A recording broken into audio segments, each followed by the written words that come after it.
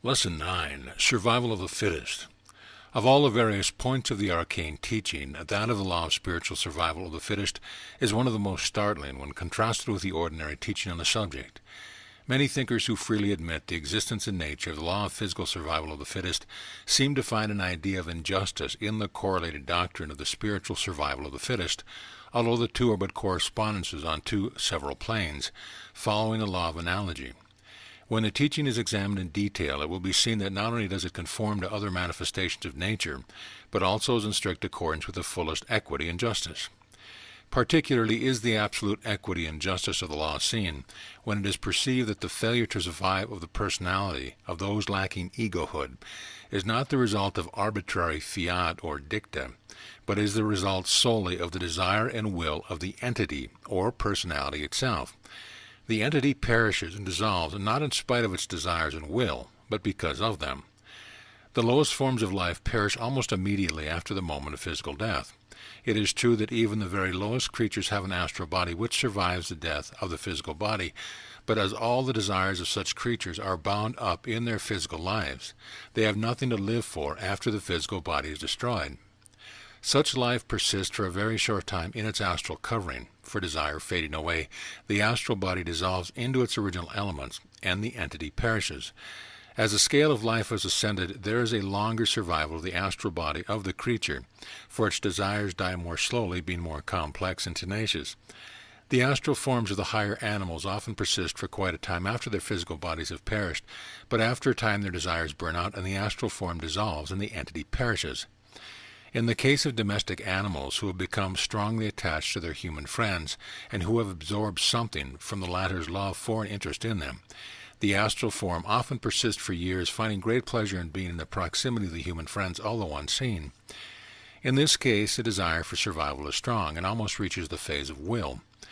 When the scale of man was reached by evolution, there was but little change in the manifestation of spiritual survival of the fittest, for primitive man was but a little more than an intelligent beast. When his astral form passed out of the physical body, it was like that of the beast. It found but little pleasure or satisfaction in life apart from the physical, for its desires were altogether along physical lines. It soon found that it had nothing to live for, and became filled with weariness, ennui, and dissatisfaction, and soon found comfort in the astral sleep which precedes astral death. After a few years the entity perished, because it had no desire to live without a physical body. And as surprising as the fact may be to many, it is true that the majority of persons today have advanced but comparatively little beyond the spiritual plane of the savage. Such people are so tied to physical manifestation and sensual gratification that life outside of the physical body soon wearies them and fills them with dissatisfaction. They set into motion the reversal of desire, the negative pole of the will to live, and accordingly there begins a slow process of astral weakening and loss of vitality, which results in dissolution and the final death of the entity. A writer reports such an entity as saying, in a communication from the astral plane, the disembodied learn that the Hades of immortality is the lack of physical body, lacking desire to continue disembodied life, and lacking the will of egohood to demand rebirth. The entity passes away gradually. Just as people in the physical body die for lack of interest and because they have nothing left to live for, so do disembodied entities on the astral plane likewise die because they have nothing to live for. Having failed to develop egohood during physical life, they have nothing left to survive after the dying away of the body of desire. It is true that in rare cases extreme love for and by some person possessing egohood may develop the seeds of egohood in a disembodied entity on the astral plane and cause it to seek rebirth. And likewise some entities develop egohood in the astral world through instructions from others more advanced than themselves. There is a great difference between the will to live of the strong-willed ego and the desire to live again in the same personality, which is the only desire possible to these people who have not developed egohood or individuality.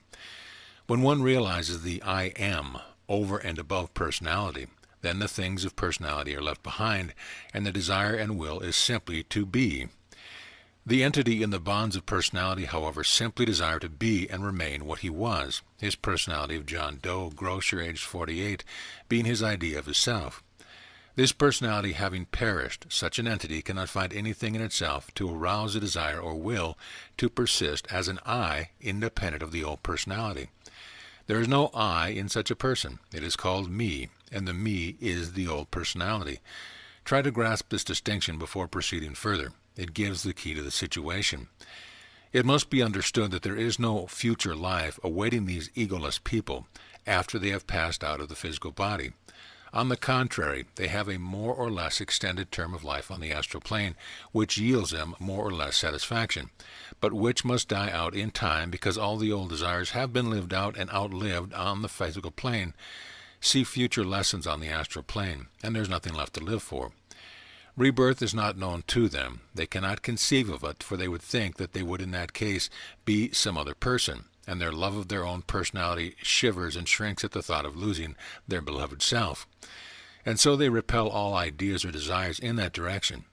As we have said, they are all me with no I. The me always perishes, sooner or later, the I alone being the real self. Where the I has not been evolved or born, it cannot exist to persist after the dissolution of the me, of course. There is seen to be no injustice or inequity in this failure to grant rebirth to those egoless entities. It is all a matter of their own nature and desires resulting from the same. They have no I which desires and wills to be reborn. Consequently, that which is not cannot suffer or be injured or deprived of anything. It is like accusing one of depriving an unconceived child of life, a meaningless statement. The me of the egoless entities passes many years, often many hundred years, on the astral plane, and exhausts every possibility of its nature, good and bad. It lives out to the utmost of its possibilities, and then having outlived them, it has no desire for life or reason for continued life. There is nothing to live. Therefore, the spiritual survival of the fittest is in perfect accord with exact equity and justice. Each gets that which his nature demands and desires.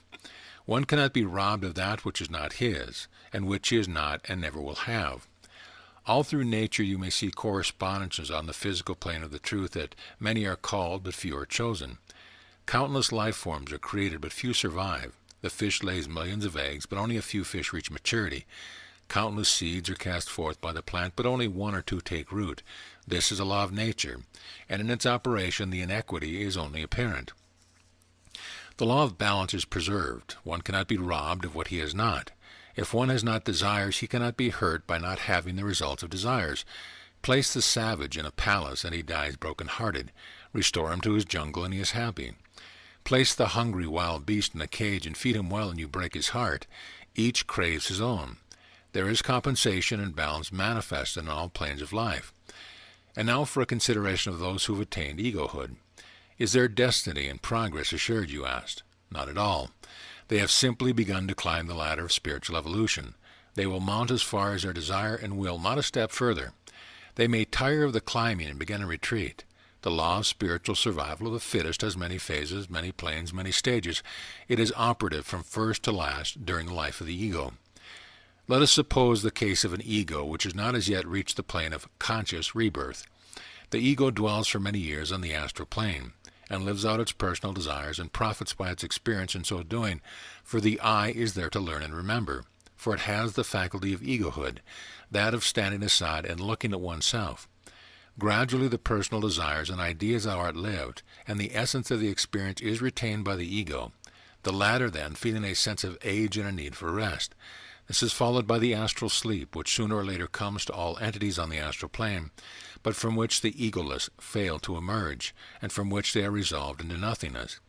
But the ego, having an I above personality, has something to survive, and accordingly it is drawn into the channels of rebirth, according to the current of attraction, and again finds a physical body, this time suited as nearly as possible to the requirements of its character. Then begins its new life on the physical, which may be long or short. Sometimes a new body is not found fully adapted to the growing requirements of the ego. Sometimes sickness or accidents cut short the new life, and sometimes the needed experience is gained quickly, and the ego again passes to the astral plane, there to enjoy a period of rest and spiritual growth and assimilation, which will be manifested in a new birth later on. But if the new life persists beyond childhood, the ego must progress in order to attain further stages of spiritual evolution. If it simply lives its old life over again, without reaching forward to greater attainment and knowledge, then it is dangerously near falling into the attraction of the descending path, which will take it down the ladder step by step, life after life, in which, unless the ego learns the lessons and again steps forward, will eventually cause it to lose its egohood and become egoless, which means eventually disillusion. But these downward steps are not in the nature of punishment. They are simply stages of the law of sequence or cause and effect, proceeding along the lines of desire and will. These descending egos follow their desire, just as much as they do the ascending ones.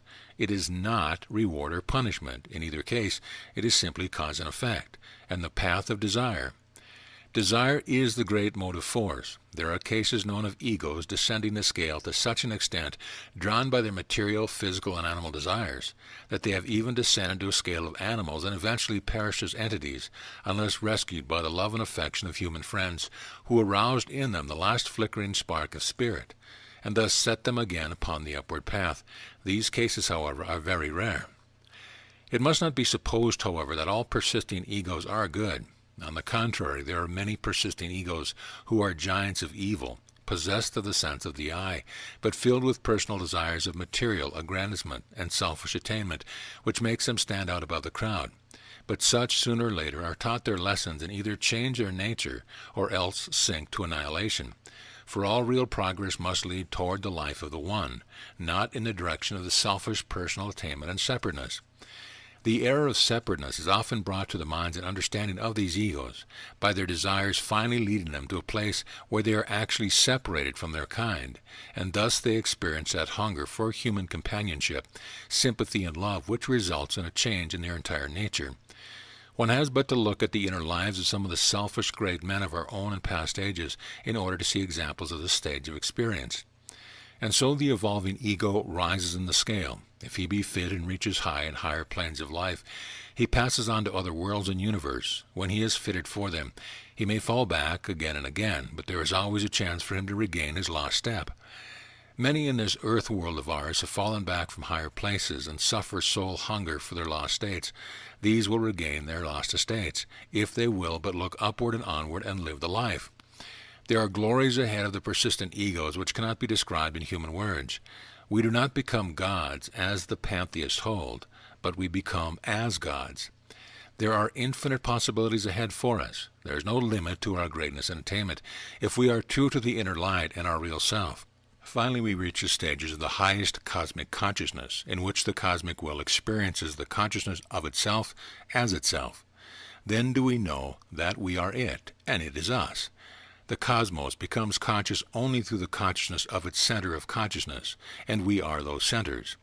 This is what spiritual evolution means. This is what it is for. This is why the law of the spiritual survival of the fittest is operative. The cosmos is endeavoring to develop itself to its utmost degree and stage of consciousness.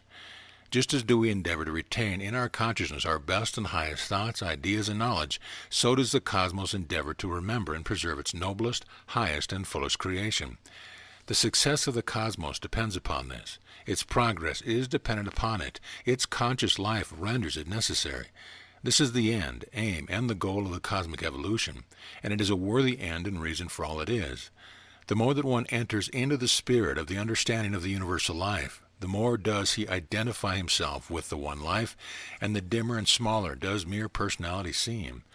And in the end, he finds himself willing and desirous of living his life in, through, and by that one life of the real self, the cosmic self, the I of the all. To those who think sadly of the personalities which disappeared during the course of spiritual evolution, we would say that careful thought will show that even they have lost nothing. Not only is their disillusion caused by their own desires and lack of will, but moreover, nothing is really lost. Personality is nothing but the creative fiction at the best. All that was real in those entities who dropped by the wayside is preserved. The one life is all that was real in them, and that one life persisted and survived. It was but a changing of form in the one life. It was not the destruction of a real thing. It was but the discarding of a poorly fitting suit of clothes worn by the one life and real self. No one is injured, nothing is lost, the all remains the all. Personality is but the mask worn by the one. The one discards its mask but remains itself. Justice and equity are not violated even in the faintest degree. The wise see this and smile. The unwise see it not and weep. The reflection of the sun in the falling raindrop disappears when the drop falls into the stream. But the stream remains, and the sun still shines and is reflected in its running water. All that is remains, though the shapes and forms and illusory appearance vanish. The wise and thoughtful of all ages and races have recognized the illusion of personality and separateness. Men have endeavored to escape it in many ways. The Buddhist and the German pessimists have deemed personal life evil and have devised plans to escape from the same. The Buddhist would escape by beating a retreat and endeavoring to escape rebirth by attaining nothingness or parinirvana, a return to the nothingness from which all came. The German pessimists advocate a killing out of the will to live, a cosmic suicide, so to speak. But the Arcane teachers scorn the retreat. They bid their students to look ahead. They sound the bugle call of forward advance charge. They press forward to the cosmic adventure. They urge all to go on and on and on until the mist of personality disappear before the sun of the One, and the individuals find themselves at one with the All. Surely this is a more glorious way to reach the goal.